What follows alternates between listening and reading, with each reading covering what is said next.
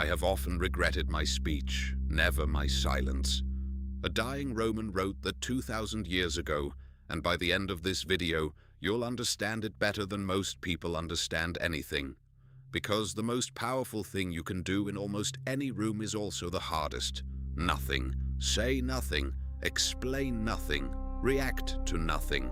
And the reason you can't do it is the reason it works. The man who ruled the entire Roman world knew this. Marcus Aurelius wrote a private note to himself. You always own the option of having no opinion. Not, stay quiet to look wise. Something far stranger, that silence isn't the absence of a move. It's the move nobody knows how to counter. He used it against senators, generals, and traitors, and I'll show you exactly how it works, with a technique in every step. But here's what almost everyone gets wrong, and it's the twist this whole video turns on. You think silence is about hiding what's weak in you. It's the exact opposite, and by the end you'll see why the loudest person in any conflict is always the one who has already lost. Because the day you stop needing to respond is the day nobody can control you again. Let's begin. Picture the last time someone put you on the spot. A question with a hook in it. An accusation dressed as a joke, a pause where you felt you had to say something, anything, to fill the air. And you did. You explained, you justified, you laughed it off. And the second the words left your mouth, some quiet part of you knew you'd just handed something away. Here's what was actually happening, and it's the first thing you have to understand about silence. When there's a gap in a conversation, it creates pressure. And pressure always crushes the weaker person first. Whoever cannot stand the silence is the one who breaks. He rushes to fill the void, and in filling it, he reveals his position, his fear, his hand. The silent one just watches him do it. Every interrogator in history has known this. They don't extract confessions by talking. They extract them by going quiet and letting the suspect drown in his own discomfort. The suspect talks to escape the silence, and talks himself straight into the cell. The silence did the work. The interrogator just refused to rescue him from it. Now, here's the twist. You've always believed the silence is awkward for the other person. It isn't. It's awkward for you. That squirming urge to fill the gap, to smooth it over, to say one more thing, that's your discomfort, not theirs. And the moment you understand that the pressure you feel is the exact same pressure they feel, everything flips. The contest was never about who's right. It's about who can sit in the silence longer without flinching. Most people have never once won that contest because they didn't even know they were in it. Marcus Aurelius put it with brutal economy. How much more grievous are the consequences of speaking than the causes of it? The insult, the bait, the trap, none of it costs you anything until you open your mouth. Your response is the only thing that can actually be used against you. Silence gives them nothing to hold, nothing to quote, nothing to turn. So here's your first tool, and it's almost stupidly simple. The next time someone puts you on the spot, count to 3 before you say a word. Just 3 seconds. In those 3 seconds, 2 things happen. You stop your reflex from handing away your position, and you hand the discomfort back to them. Watch what they do with it. 9 times out of 10, they fill it themselves, and they tell you far more than you'd have ever gotten by talking. But learning to hold the silence is only the beginning. Because there's a specific thing you do inside that silence, a habit so automatic you don't even notice it, that leaks your power faster than any insult ever could. And it feels like the polite, decent thing to do. You do it dozens of times a day, and you were raised to believe it's good manners. You explain yourself. Someone questions your decision, and you lay out your reasons. Someone doubts you, and you produce evidence. Someone seems disappointed, and you rush to justify. It feels like honesty. It feels like respect, and it is quietly bleeding you dry. Here's the mechanism nobody teaches you. Every explanation is a small confession that you owe one. The moment you justify yourself to someone, you've silently agreed that they have the authority to judge you, that their approval is a currency you need. A man who is certain of his decision states it. A man who needs you to approve of it explains it. The words are different, But the message underneath is what people actually hear. The explainer is asking permission, the stater is not. Robert Greene built an entire law of power around this.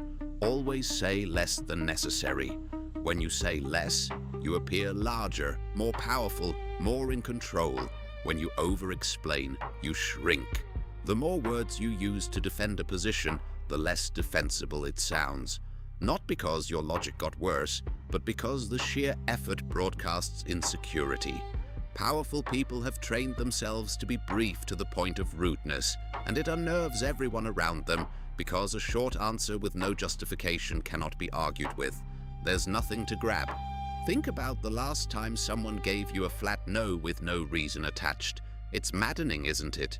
You can't negotiate with it. You can't poke holes in it. A no, that doesn't work for me, full stop, is a fortress.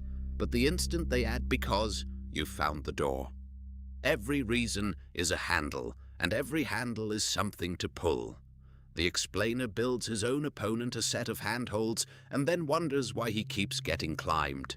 And here's the deeper twist, the one Machiavelli understood 500 years ago.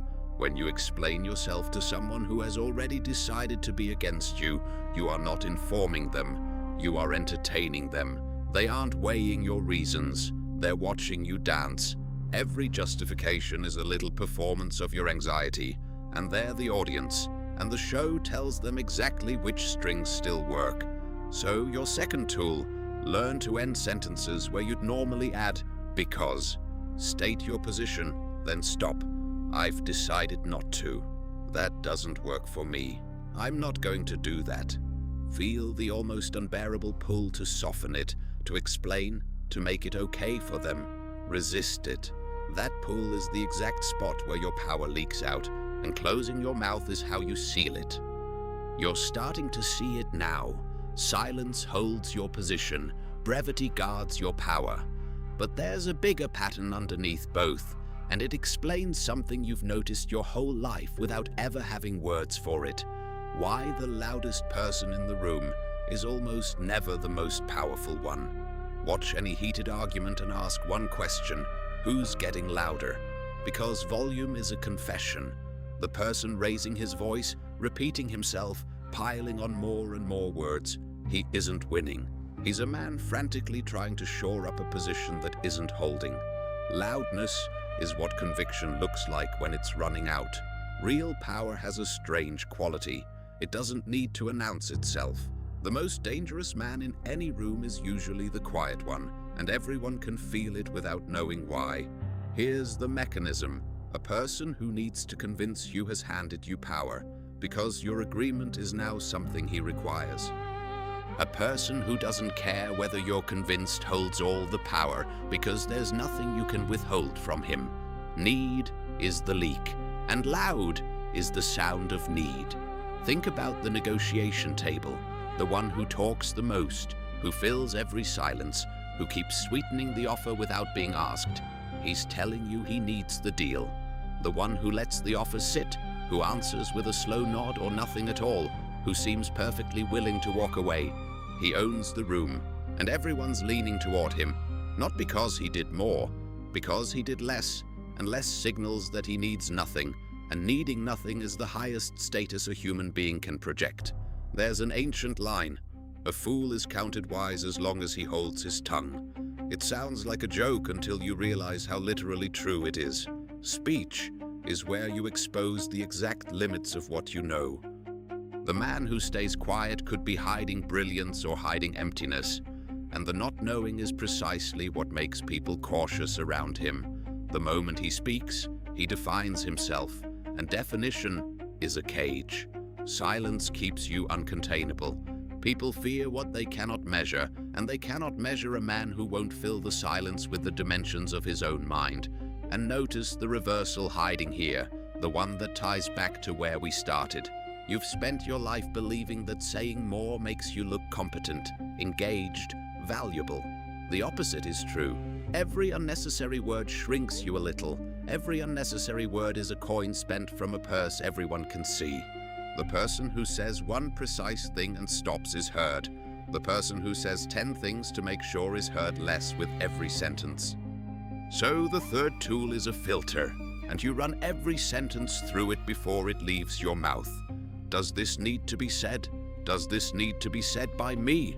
Does this need to be said by me right now? Most of what you were about to say fails all three. Say the small fraction that passes and let the rest die unspoken. You will feel, at first, like you're disappearing.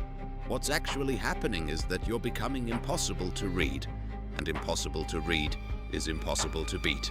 But now, we arrive at the strangest power of silence, the one that has nothing to do with winning arguments at all. It's the reason certain people haunt you long after they've left the room, and it works through a mechanism your own mind runs against you without your permission. Here's something that should unsettle you. The people who have held the most power over you in your life were probably not the ones who told you the most. They were the ones who told you the least. Think about it. The person whose approval you chased hardest, did they lavish you with reassurance, or did they stay just slightly unreadable?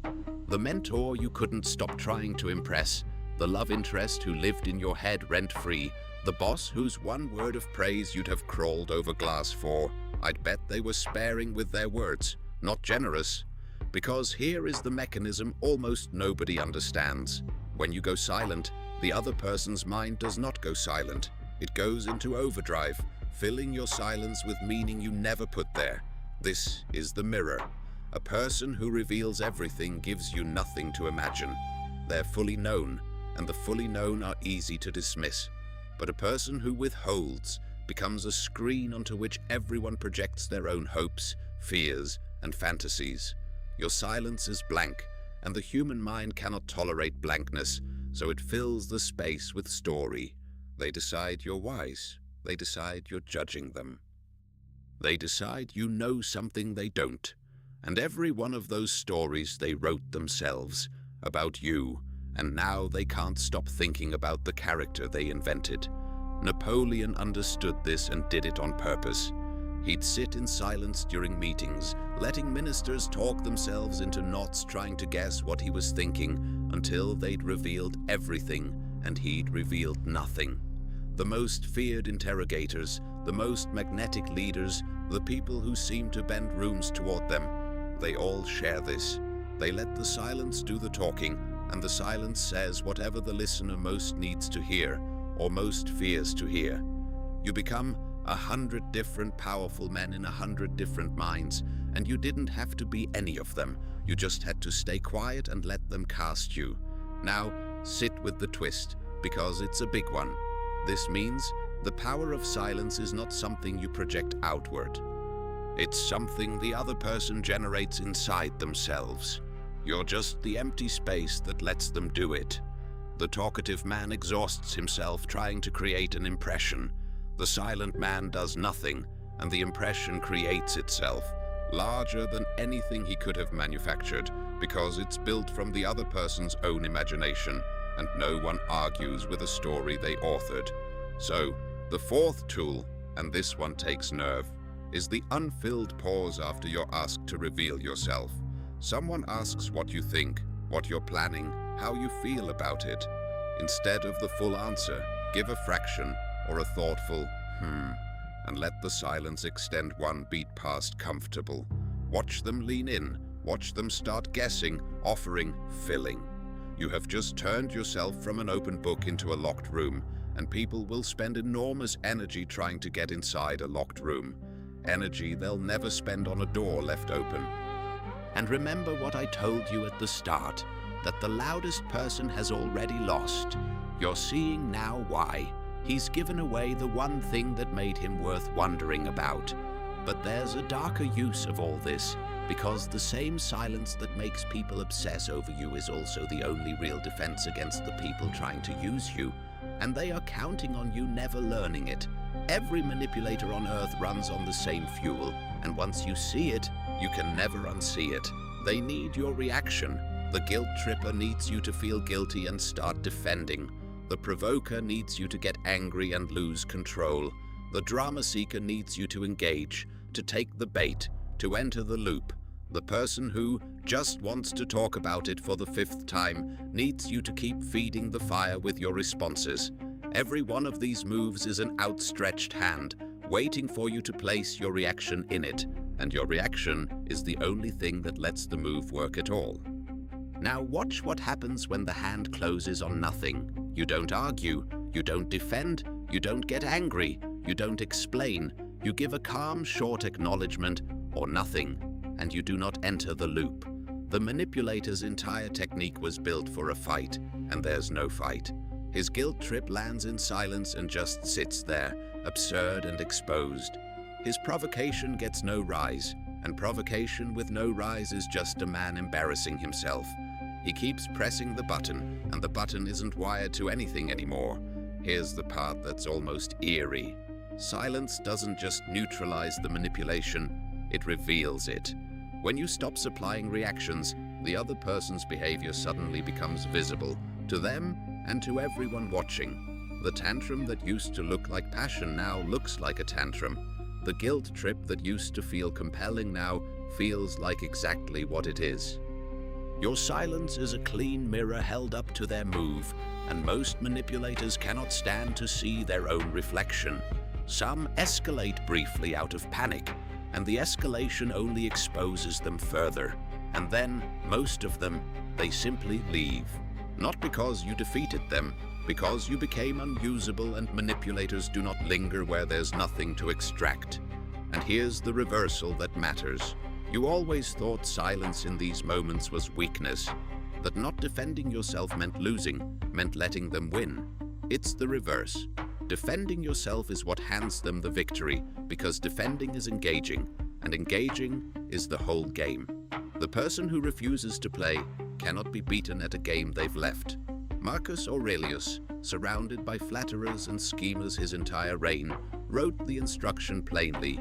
The best revenge is not to be like your enemy. You don't beat the manipulator by out-manipulating him. You beat him by becoming a wall, and a wall wins every argument by having none. So the 5th tool is the phrase and the full stop. When someone tries to pull you into their loop, you have one calm line: I'm not going to get into this. And then you return to silence and hold it, no matter how they push. No explaining why, no defending the boundary. The boundary defended is a boundary reopened. You state it once, and then you become the wall. The first few times, the pressure to re-engage will feel enormous. Hold. The silence after the line is the entire power of the line. But now, the reversal you've been waiting for, whether you knew it or not, because everything I've told you can be faked, and the fake version isn't strength at all. It's cowardice wearing strength's clothes. And most people who go silent are actually doing the weak version without realizing it. Here's the uncomfortable truth that separates real silence from its cheap imitation. There are two kinds of silence, and they look almost identical from the outside, but underneath, they are opposites. The first kind is the silence of a man who could speak, who has the words, who is fully capable of engaging, and chooses not to. That silence is full. It's dense with everything he isn't saying. People feel the weight of it. That's the power we've been talking about this whole video. The second kind is the silence of a man who is afraid. Afraid of conflict, afraid of saying the wrong thing, afraid of being rejected. So he says nothing and calls it wisdom. That silence is empty. It's avoidance dressed up as strength, and everyone feels that too, even when they can't name it. The sulking that pretends to be stoicism, the stonewalling that punishes instead of protects, the I'm fine through clenched teeth, the man who won't speak because he's scared of what happens if he does. That isn't power, that's a cage, and he built it himself, and he calls the bars discipline. This is the trap, and it's the most important thing in this entire video. Silence is only powerful when speaking was fully available to you. If you're silent because you're afraid to speak, you haven't transcended the conversation. You've fled it, and the difference isn't visible on the surface. It's entirely internal. Two men sit with the exact same closed mouth. One is a fortress, one is a hostage. The world can't tell them apart, but you can always tell from the inside by one question: could I speak right now, easily, if I chose to? If the answer is yes and you're choosing quiet, that's power. If the answer is no, if the silence is holding you rather than you holding it, that's fear, and no amount of Stoic aesthetic will convert it into strength. And here's why this matters so much. The whole culture of say nothing, stay unbothered, never explain, has become a hiding place for people who were never strong, just scared. They mistake their avoidance for mastery. They go quiet in every hard moment and feel superior about it, while their relationships rot, and their real thoughts fester, and the problems they refuse to speak to grow in the dark.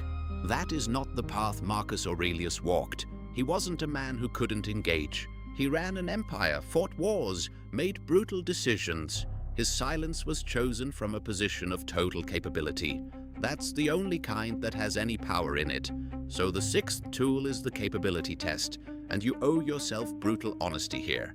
Before you go silent, ask, am I choosing this or hiding in it?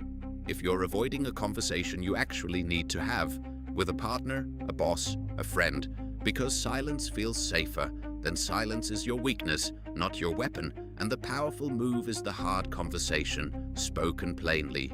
Real mastery is knowing which moment calls for which. The fortress and the coward both stay quiet. Only one of them could have spoken. Make sure you're always the one who could. Which brings us finally to the deepest silence of all, the one this entire video has been walking toward.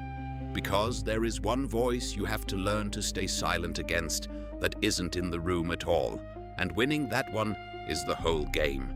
Let's return to the promise from the first minute, that the day you stop needing to respond is the day nobody can control you. Here's what I didn't tell you yet. The response you most need to master isn't the one you give other people. It's the one you give the voice inside your own head. Every technique in this video, the pause, the refusal to explain, the wall against the manipulator, every single one fails at the exact same place. The half second where something inside you screams respond. Defend yourself, set them straight, get the last word. That voice is not your intelligence, it's your ego, and it experiences every unanswered provocation as a small death. The reason you can't stay silent isn't that you lack technique. It's that staying silent feels, in that instant, like losing. And the ego would rather you lose everything real than feel like you lost this one imaginary contest. So here's the twist that reframes the whole video. Silence toward others is easy once you win the silence toward yourself. The manipulator, the loudmouth, the person who put you on the spot, they were never the real opponent. The real opponent is the part of you that needs them to know you're right, needs them to see they didn't get to you, needs to prove, to correct, to win. And that part of you is precisely the handle every manipulator grabs. They don't actually control you. They control your ego, and your ego controls you. And so through that chain, they control you. Cut the middle link, go quiet inside, and the whole chain falls to the floor. This is what Marcus Aurelius was really practicing, alone in his tent on the frozen frontier, writing notes he never meant anyone to read. He wasn't teaching himself to be silent toward the senators and the traitors. He was teaching himself to be silent toward himself, to hear the ego's demand to react and simply not obey it. You have power over your mind, he wrote, not outside events. Realize this, and you will find strength. The outside silence was just the visible shadow of an inside one. The senator never had power over Marcus. Marcus's own need to answer him would have, if Marcus hadn't killed it first. And now the final reversal, the one that makes sense of everything. We started by saying silence is the most powerful thing you can do in a room. But its deepest power was never about the room at all.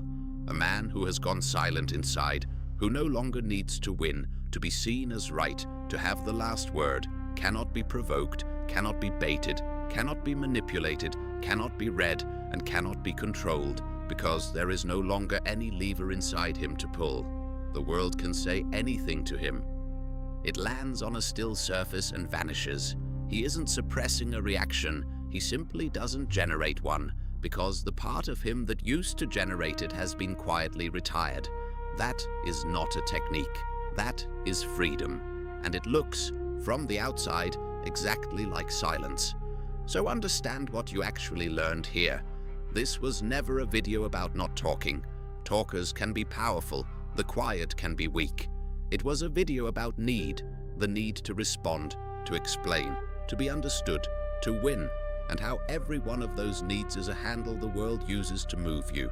Silence, the real kind, is just what it looks like when those handles are gone. Start with one. The next time you feel the pull to explain yourself, don't. The next time someone reaches for your reaction, give them a wall. The next time your own ego screams that staying quiet means losing, recognize the voice for what it is and don't obey it, just once. And feel what happens to the balance of power in that moment, how it slides silently toward the one who said nothing. Because the strongest person in any room was never the one with the best answer. It was the one who understood that the answer itself was the trap. If this landed, you already know what to do with it. Nothing, sit with it.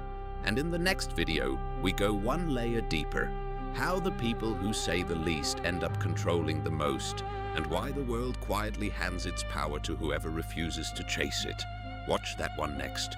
You've learned to hold your silence. That video shows you what silence builds.